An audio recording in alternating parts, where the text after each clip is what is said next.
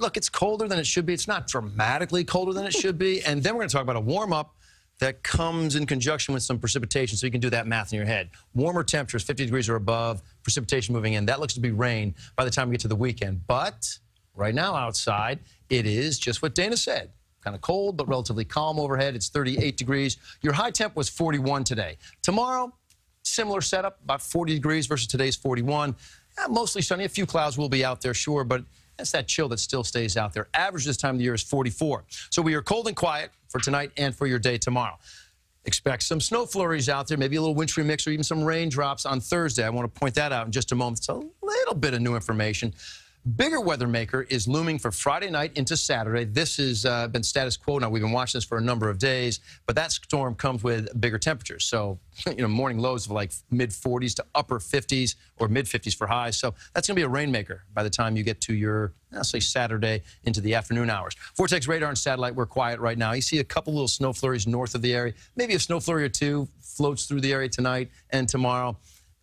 Not really slated for our area. Back here, though, okay, see this sort of serpentine front, this little wave that you see back here, what you have around the northern plains. Some of this snowfall around North Dakota, that could be ours, okay, for Thursday. I want to show you that and give you some numbers as well. But the bigger storm continues to be what is off to the west, here around Seattle. That's going to push to the south, combined with another system somewhere around Houston, Texas, grab some Gulf Coast moisture and come into our area. But the snow chance that I'm talking about for Thursday, and say, it's a small system, but you'll see it right here. Okay, comes in. Here you are, 1:30 Thursday. It's really north and west, rain snow line right over the city with some wintry mix. The whole thing could push a little further to the east, but we're not talking a big accumulator. It sort of dissolves after a number of hours. But we're looking at maybe a trace to 2 inches, bigger numbers, higher elevations. And this line right here could be a little bit more to the east.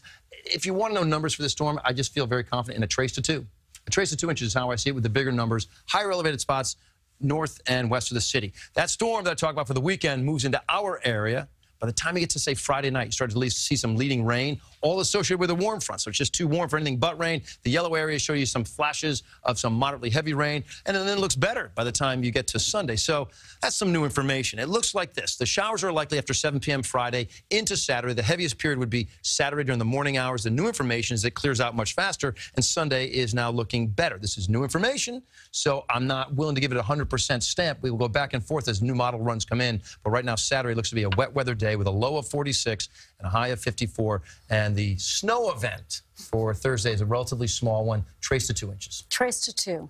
Still event. Maybe there's a smaller event. What would we call it? A snowette? Snowette. I like that. Okay.